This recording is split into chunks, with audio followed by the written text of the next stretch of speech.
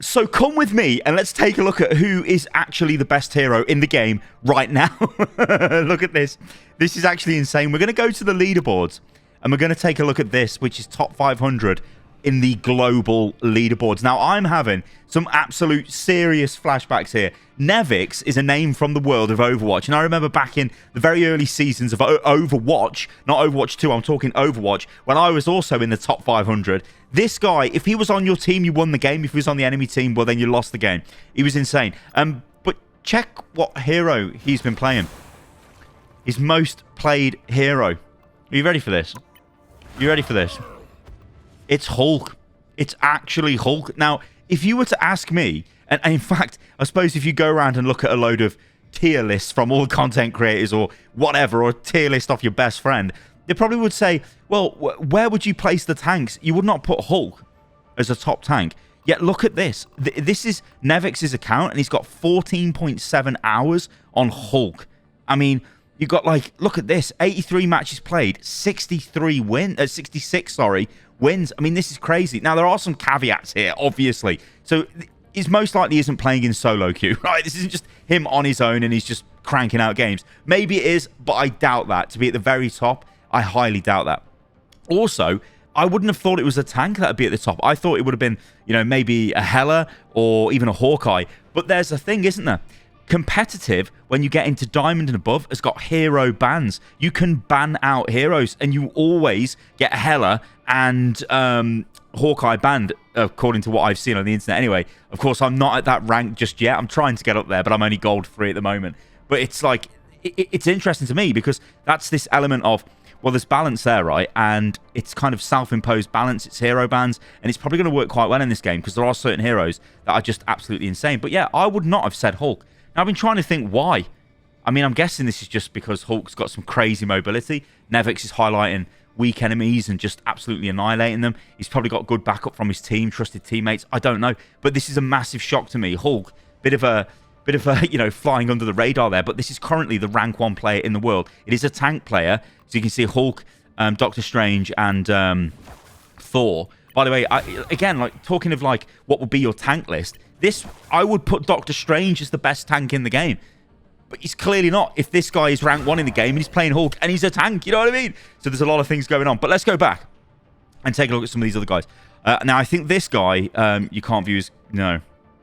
So he's limited his career profile, which is fine. So rank 3 is... Let's go statistics. So this is a support player. Well, I don't know, actually. I don't think we could say this is a support player. Seth or Seth, I'm going to say. I'm not familiar with your game. I don't think I've seen that name before. But this is like a mixture. We've got sort of support and we've got a bit of DPS and a bit of tank. Again, though, this is probably indicative of what makes a good player at the moment in Marvel Rivals. There's a lot of one-tricking going around, and one-tricking isn't going to win you games. If you're in a match and everyone picks duelist, it's like, okay, well, who the hell is going to tank and where's the supports? Somebody needs to pick them. And I know you can be stubborn and think, no, screw you, I'm playing Iron Man and I don't care. The thing is, though, with ranked and competitive, when you're looking to actually go up in ranks, this player is actually a really good template because, look, they're clearly changing on what's required and what's needed at that moment in time. I like Iron Man. I've got to be honest, I do like playing Iron Man. I like playing him on the Tokyo map where it's like the old style Tokyo. He's really good because the vertical mobility is just insane. But whatever, we can talk about scenarios for heroes and when they're strong. Obviously, Mantis is great. Doctor Strange, you know, Magneto, Rocket, which is he's my most played character at the moment. Rocket is. I do really enjoy Rocket.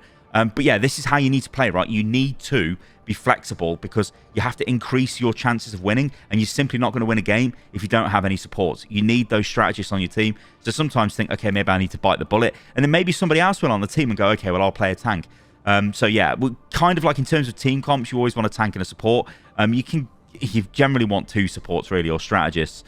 Because you're going to need the healing because there's a lot of damage in this game. You can get away with 1 Vanguard, but generally you want 2. So, yeah, it's interesting now everything's sort of gone back to a 2-2-2 comp. Sometimes it's 3-3 with 3 strategists and 3 tanks, which can be quite effective as well. But let's take a look at see if we can see the 4th ranked player. I can't remember any of these names, or none of these names look familiar to me apart from Nevix. Yes, that one is, we can't view. Mace. We can't view that. And Dinks is a... Yeah, again, so looks... Well, that's not really a flex player. Maybe, I don't know. It's sort of half the time on tank that's been spent on Cloak and Dagger. By the way, this character design is just insane. But again, it's interesting, isn't it? Because you would think this would be deep... Oh, no, Finzi. Finzi's an Overwatch player. What am I talking about? Finzi's definitely an Overwatch player. Okay, so a DPS player, maybe? No. Look. Doctor Strange, again, it's a tank at the top. It's very interesting, isn't it, this? That tanks are dominating the top of the list, really. I'd say tanks and then strategist. What else have we got here? Milk Boy. We have got... Again, tank. Again, Hulk. Venom. Yeah, so mainly a tank player. Very interesting. Obviously, it's early days, and rank 9 is a support player. Okay, Adam Warlock mainly. Interesting stuff, right? But I honestly thought we were going to see, like, Moon Knight. We were going to see Psylocke. We were going to see Hawkeye, Hela. But again, because you can ban them at the top level, I don't think it's much more difficult for those one-tricks to do anything. So what's this hero? Okay, we're talking one-trick. So here is a one-trick.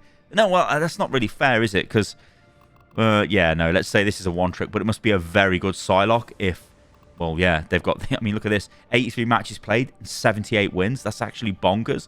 That's crazy. That's actually crazy. This player is obviously cracked. But again, a lot of these players in the top list will be insane. Let's just pick one more for the sake of it. Let's go for Window, and let's see what Window's playing. But I'm guessing it's going to be Tank, given the avatar. Yeah, and again, Doctor Strange. So isn't this interesting? I thought this would be an interesting talking point here, because I would not have expected to see Hulk as the literal top-ranked player is Hulk. That is mental to me. But remember, there's hero bans at the level they're playing the game at. There's also, most likely, they're playing in groups as well. There's a bit of coordination there. But Hulk, didn't expect to see him at the top. If you know why he's at the top, or you've got any ideas, then let me know in the comments below. I want to move on to something else now, because the game director has actually been speaking about balance, and this is super interesting. And this is really interesting because it's the first time I've seen any kind of solid comments on balance post-launch. Because again, as all you guys know, as the game gets older, people will start to work out what heroes are just totally broken. All of that stuff, the meta will start to set in place. There's going to be heroes that need toning down, and there are heroes right now that are just crazily broke. I mean, Hela, I don't want to like hate on Hela mains, but Hela is literally the best DPS in the game, because she's just insane. The amount of damage she can output is wild, right? The thing is, though, at the higher ranks, so when you get to Diamond and above, you can just ban Hela. And like I said earlier on in the video, she essentially does get banned out in most of those games. So you won't see Hela, you won't see Hawkeye. So two of the heroes everyone moans about, well, they'll just get banned.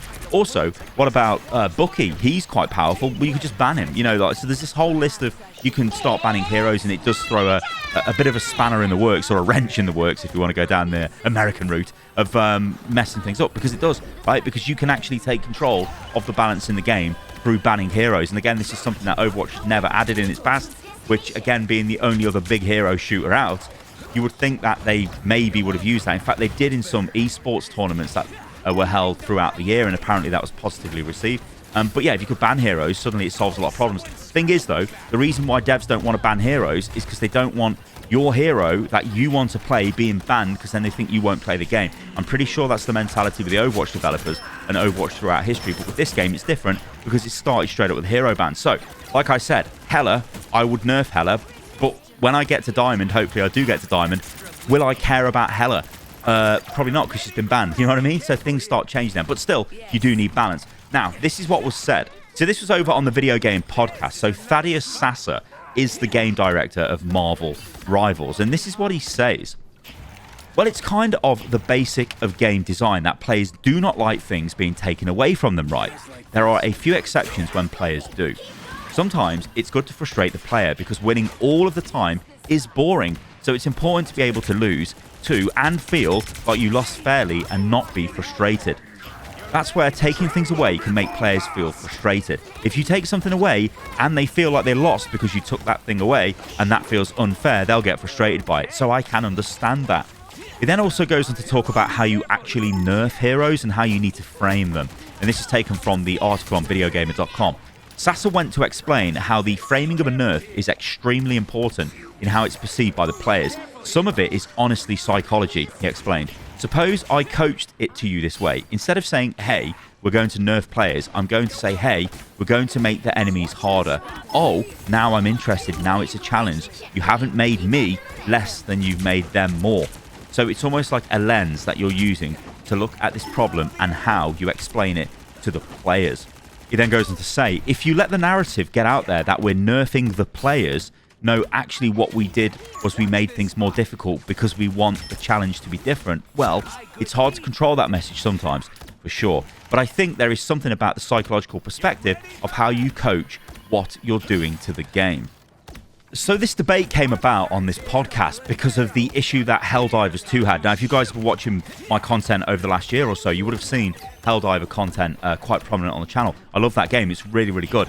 But obviously that game went through an issue of, well, the balance was terrible because they started taking away power from the players. They made the weapons weaker and it wasn't great. It made the stratagems weaker. The list goes on and on and on. The difference is that's a PvE game. Rivals is a PvP game, so it is honestly a bit of a different kettle of fish. In fact, it's completely different when it comes to Helldivers, because it's easier to just keep making the Helldivers stronger, because that's fine. Obviously, there are some issues, because if somebody had like an insanely powerful weapon and it sort of trivialized the mission so everybody else could kind of go AFK, that wouldn't feel great, would it? So if one guy was killing all the aliens, well, then that wouldn't feel great. So you do need to tone balance down, but you still need to make it feel fun. In the case of Rivals, it's obviously very similar to Overwatch in that there's going to be tuning which needs to be done. There is a whole host of heroes. You will see people being super frustrated with certain heroes. I think the top one is probably Iron Fist. Now, this is because Iron Fist, the way it works is when he's basically attacking you, he's almost got like, he doesn't have auto aim and he doesn't have auto lock on, but I'm going to use these terms anyway. He basically can keep punching you and punching you and punching you. It doesn't matter if you're going to run away, he's going to chase you down. Now, if you're a strategist or a lot of the other duelists, it can be quite difficult to deal with him. You do need help off your team. Now, if your team doesn't really know how to play the basics of the game because they're not used to the way hero shooters work, then that becomes an issue because, well, you just die and you die again and again and again. And this is the thing which is happening a lot in the game. You will see, I mean, I'm seeing this and I just think to myself, oh, well, I need to sort of laugh to myself. This is to be expected. But you've got players that will just trickle back into fights. If you get killed, you don't just go and take a 1v6, do you? You don't just run back into the fight. You've got to try and regroup with your team, get back together, then go in again as a team. This is an issue Overwatch has had since the day it launched, and it's funny to see exactly the same issue in this game. But these are things hopefully the community will get better at. Things, again, that are a little bit more advanced, like peeling, which I spoke about in a video I made the other day. You need to look after your back line, and if players do that, it really negates characters like Iron Fist. I mean, you don't see Iron Fist in all those heroes we clicked on in the top 10. I'm not to say that he's bad. I mean, you can obviously still get into the top 500 with him, I'm sure. But yeah, it's just, it comes down to the way players understand the game and start dealing with what the enemy are doing.